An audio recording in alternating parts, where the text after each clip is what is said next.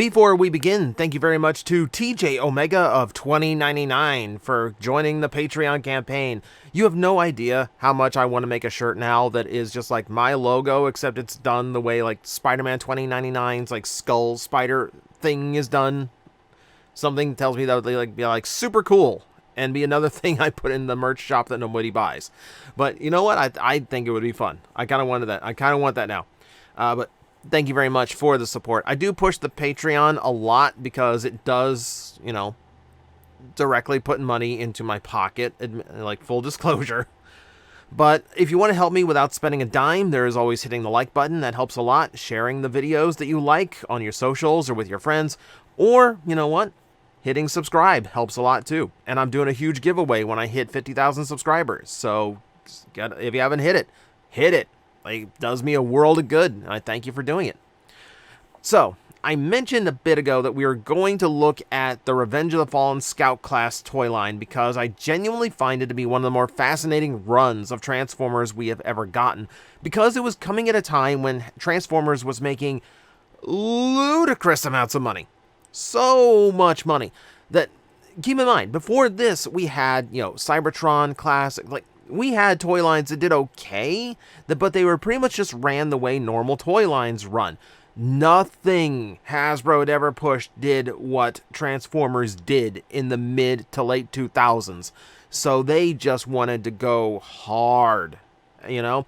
And it gave them the freedom to do whatever they wanted. Just whatever crazy thought that they thought might actually work, they got to do it. They just got to throw out there. So, you know what? They came up with some weird stuff.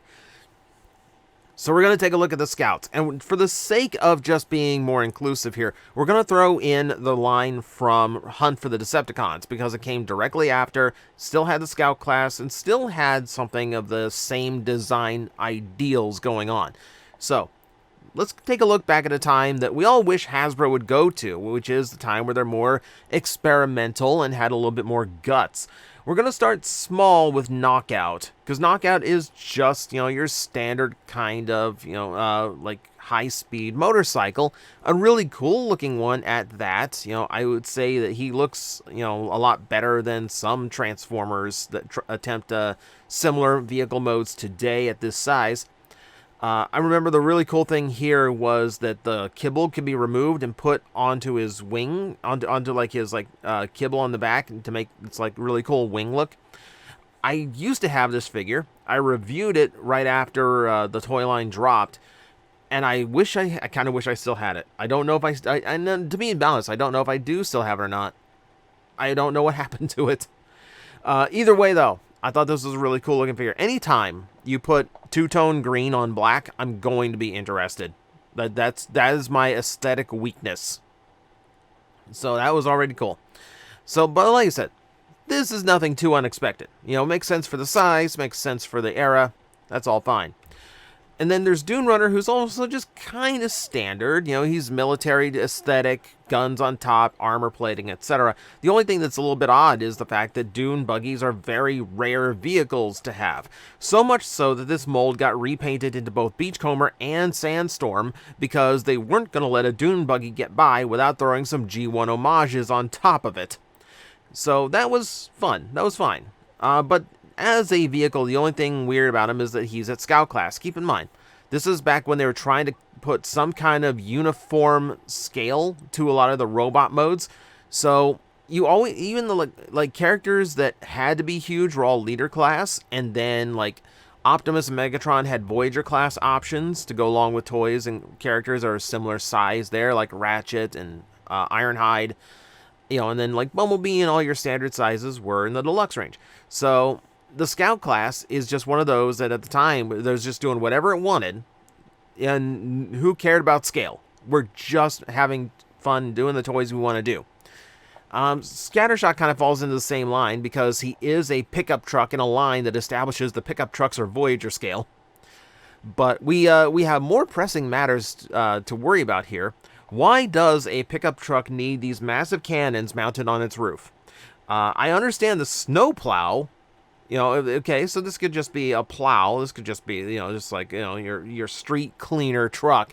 But I don't understand why a street cleaning truck would need added armor panels to the side of it. That is a little bit odd. I don't know what neighborhood you're plowing. I think that is the context I need here. Because if you're in a bad neighborhood, I kind of get it. But this would have to be a really bad neighborhood. Also, Revenge of the Fallen is mostly set in the desert. Is this a sand plow I'm not aware of? Anyway, it's an odd aesthetic choice to add the plow. That's all I'm getting at here. It's a very long way of saying the plow's weird. The other one here is Breacher, which again, the only real weird thing about Breacher is the fact that it's an APC at a very small scale when an APC is a very, very large vehicle. We don't really have too much to go into here. Breacher's a really fine toy for his size, but the only thing weird about him is the fact that the C-clip gimmick was included, a gimmick that Hasbro never actually told us existed. So that's a fun little thing they never did. There's another video where I need to just throw out there at some point of these are all the gimmicks that Hasbro included but never mentioned, and C-clip is definitely up there. It gets a little bit more interesting when we get into Skystalker. Because Skystalker is a super cool design. I love the look of the character in both modes. But flying wings are, again, a very rare alt mode in Transformers. We kind of talked about this before, where the Stealth Bomber doesn't really have, like, a Transformer that is, like, tied to it. There are Stealth Bomber Transformers. There's Megatron, there's Dreadwing, but there's no Transformer that you can look at and go, you're always the Stealth Bomber. Or if you see a Stealth Bomber, like that traditional, like, black wing thing, you know the one. There's nothing that makes me think of a Transformer when I look at it because no one's really associated with that. And that's kind of a shame because it's such a cool vehicle. And flying wings like this kind of work on the same idea. There's no one that really is, like, iconic of it. So I do like when we see weird things like this. Also, he's got this, like, hook weapon, clawed foot, one-eyed, like, there's almost like a vampire aesthetic to him. I really kind of dig this. It gets a little bit weirder, just a little bit weirder when we get to Dead End, because Dead End is a concept car. He's a kind of a dome shape. A lot of concept futuristic stuff goes to domes. There was a period where everything futuristic meant domes. You know, everyone had images in their head of, like, we're going to colonize Mars and live in domes. So, there's always this weird period where, like, everyone, like, defines futuristic as, like, very smooth, very round, very sleek aesthetic, and then we get into things like this. So, like, concept cars always go to domes, and then they never come out. The concept car never gets released as like a mass retail thing. But they're fun cars. And again, cars that are underrepresented in Transformers. You know, dome-style cars like this, very rare. So again, it's cool to see. We're going to get a little bit odder again when we move into Hubcap. And I love this toy. This is a very simple toy at a time when toys, Transformers, especially movie aesthetic ones, were getting way too overcomplicated for their own good. Hubcap here is a very simple 4 or 5 step transformer, and a very clean and efficient one at that. He's a lot of fun, and he looks really, really good. He's a very old school style car. I think this is like 1930s style car. These are the kind of cars you saw in like Batman the Animated Series, where they're kind of going for that like old school noir feel. And it's this nice little roadster that is a very different model than what we normally get. And it's a super cool thing to see. They almost did a repaint of this one. Where there was like a flame job on it. It was black with a yellow flame job that actually looked like really cool and like very old school roadster, like hot rod kind of color scheme. Never came out, and it's a shame. It's a genuine shame because there's some good stuff here. All right, moving into Brimstone. Again, we're getting into unique aesthetic. And I really, really like unique aesthetic. This is just your standard old school chopper. And the choppers, again, we get those, you know, like super sleek motorcycles a lot. And then once in a while we'll get like something kind of like Harley aesthetic where it's just one big muscle machine. But like proper chopper with like the extended bars in the front, you know, like the extended suspension and all that, like we don't get that very often. And this was a super unique one. Mine broke. Mine broke because one thing about this toy is that it's basically a bunch of bars with hinges, so it can be a little bit of a fragile little bugger. But again, it's a style and aesthetic that you didn't see before in Transformers, very rarely, and then I don't really recall seeing since. You know, they've all been like modern motorcycles. No custom choppers allowed. I don't know why. But it's just kind of in that. Now, we're going to start getting into really strange things here. And this one is not strange because of what it turns into. It's strange because of what it is. Because they just decided to do Breakdown. Like, out of nowhere. Keep in mind, a lot of these do eventually get G1 style paint jobs and homages. This one just went for it. Breakdown was the first release. It's just G1 Breakdown in movie aesthetic. No color change or anything. It's just... I don't know. I thought this was hilarious when it came out. It's like, it just Breakdown, you just immediately decided to do. Of all Stunticons, of all G1 Transformers, just going to drop a movie-esque G1 Breakdown into this line and see what happens. And it's not a bad toy. It was pretty good for its time. It was just funny to me, the character choice. Like, right out of the gate. Normally, like, you make the weird color scheme first and then do the G1 color later. Because the G1 fans will buy the repaint. So you get the people on the first run by just, it's a new mold. It's a brand new toy. And then you get them on the repaint by going, it's the G1 homage you wanted. This one went the other way. There's a orange repaint named Oil Pan. Not the best name, but Oil Pan was the repaint. So you had an option of an original character too. I just thought it was funny they went for a familiar one. We've talked about depth charge. This is where we kind of inspired this video because we talked about boat transformers and how rare those are. Go check that video if you hadn't seen it yet. But in general, yeah, these were pretty rare and still are. So, yeah, the fact that we got one at all just kind of shows just how daring they were with this toy line at the time. It's that daring spirit that we kind of wish they had again, so we'd have a little bit more interesting stuff. That said, sometimes it's just different, right? We've talked about depth charge already recently. We don't need to go on about them other than it's a super cool design. But we do start need to talk about the super weird, because of course I saved those for the back half of the video. Let's talk about a delivery truck. When I think heroic Transformer vehicle modes, delivery truck is not what I expected. I don't know why this toy never came out with some kind of FedEx or UPS cross promotion thing, because I think that would have sold ridiculously well, and like just for the oddity of it, you know, just for like there's a transforming UPS truck. That's fairly appropriate considering how many Transformers UPS brings me. It's not the most exciting vehicle, is it? And Roll Bar as a name does not really make sense. Roll Bar, I don't think of delivery truck when I think of Roll Bar. I think of like dune buggies. I think of like race, you know, like off-road race vehicles. I don't think delivery truck. This looks like it's going to bring my grocery store a shipment of bread. This doesn't exactly look like the heroic Autobot I envisioned. It's also an interesting weird one because he just kind of like turns inside out to transform. Like he's just a box that turns inside out. It's a fun one though. It's a bizarre choice. It's a fun choice though, right? So we get again odd. We also threw in Insecticon. Now keep in mind, Insecticons had been woefully neglected for a long time before this. This was before we had even like hard shell in Transformers Prime.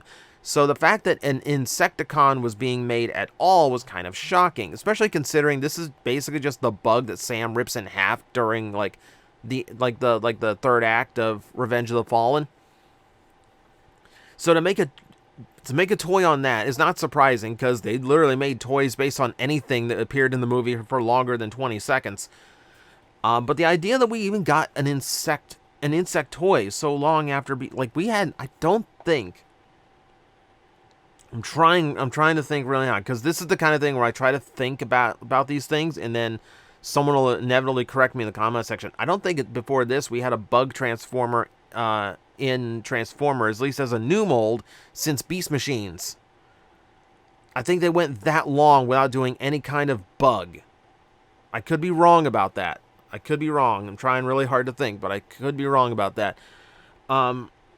It's just different. And it was a very cool different. It's also, again, not a bad toy. And it gets weirder. We made a forklift. We made a forklift. Yes, so apparently at some point Megatron was trying to kill Autobots with a forklift. Huzzah. And this is the result. Again, not a bad toy. Not a bad toy, as like I don't even think they've made a forklift since. I think this might be literally the only Transformer forklift there is outside of repaints. This was great. This is great. Aside from the fact that it made sense as a vehicle at the Scout size, it was just a point in Transformer history where they could have gotten away with this. Because remember, Revenge of the Fallen meant a few Constructicons got out. So there actually were a few Constructicons in this. So this made sense. This made sense to actually combine. It actually worked for me. And this is actually hilarious to me because, just in case you didn't know, they made the GoBots repaint. The image quality is terrible. But yes, they actually homaged the GoBot, who I actually conveniently have right here on my desk. Spoons is the forklift, because pun names were a thing for GoBots. This was Deadlift, though. And I didn't want to get into the repaints of all of these, but I just wanted to throw that in there. They made a GoBot reference out of a movie Transformer. I love it. We get super weird with Ransack. Who ever thought they would actually make a biplane Transformer that actually worked? This is the kind of alt mode where you look at it and go, there's no way. There's no way. There's not enough bulk to it. There's not enough anything to it. How do you make a biplane that works as a Transformer? They did it. They did it. I mean, it's and for a character that isn't in the movie, there's a lot of character to him. He just kind of looks like some old junky robot that's barely held together. Yeah, it's super unique. Even to this point, it's super unique. Love Ransack. Love that they thought of this. There's a Red Baron repaint too, which I think is great. And then we get into a couple of odd ones that are probably the most infamous of this entire line. And the first one is Scalpel. Somewhere there is a Plastic Addict episode for Scalpel just waiting to happen, because this toy was terrible. It was very hard to get one out of the package where the legs weren't all broken because the ball sockets were too thin. Beyond that, though, super weird that they decide. Well, I mean, Scalpel actually has lines in the movie, so I guess it's not shocking. But the fact that it was just a super tiny microscope as an alt mode, and not even that great of a microscope. It's very bulky, fictionally designed. It's not even like a really high tech microscope. I mean, it's supposed to be. It's supposed to be, right? But still, it's not exactly like up to scale. It's not like Perceptor, where this actually looks big enough to actually use as a toy microscope. It's just weird. It was just super weird, but back in the time they could get away with it. But I don't think anything gets weirder than the grand finale of them all. Who else could I end this list off on but Ejector? We had a transforming toaster, a 4-slot toaster no less, with some retro aesthetic to it. And he's just a little 4-armed gremlin. He's a little gremlin of a transformer. Now, again, these are based on the kitchen bots from the movie that came to life when the Allspark hit them. So again, this has some relevance to the movie, but the fact that they actually anything Transformer was selling. So you tell me we're gonna make a transforming toaster toy? Okay. Hasbro would sign off on anything in 2010, in 2009, in 2008, anything after the Bay movie, they'd sign off on. It's a fun toy, though. I'm not gonna lie. It's a really fun toy and definitely hits that like one-of-a-kind mark that we're going for with weird things like this. And really, how could I end off anything weirder? How could I follow that with anything weirder than a toaster transformer? So that's your look at what we had in 2009 and 2010 at the small size class for the movie toys. Insanity. is all I can describe it as. The fact that they actually had the nerve to do these super random toys. And I just think back to a time like this and go, like, these all still did well. Transformers survived after they made the transforming toaster, the transforming forklift, you know, the biplane. And I just kind of think to myself, why don't we still do that? Where's that spirit now? We're sticking to the same sports cars and planes when we have this wide range of stuff that you could just make, you know? And I wish they'd just go back to that. Just pick weird stuff and make it and just have fun, because it's a toy line. Have some fun with it. But that's your look at one of those strangest, most experimental periods in Transformers. Let me know what you thought in the comments below, and as always, I will see you next time. I'm like, I think you guys got this. I will back away, and I will see you all later. You've got this handled. Alafi's like, really? You're not gonna help me? Like, it's fine now. It's like these disgusting creatures breathing down my neck, and you're all just like, I believe in you. You got this. All right, you seem to have this. 5 minutes.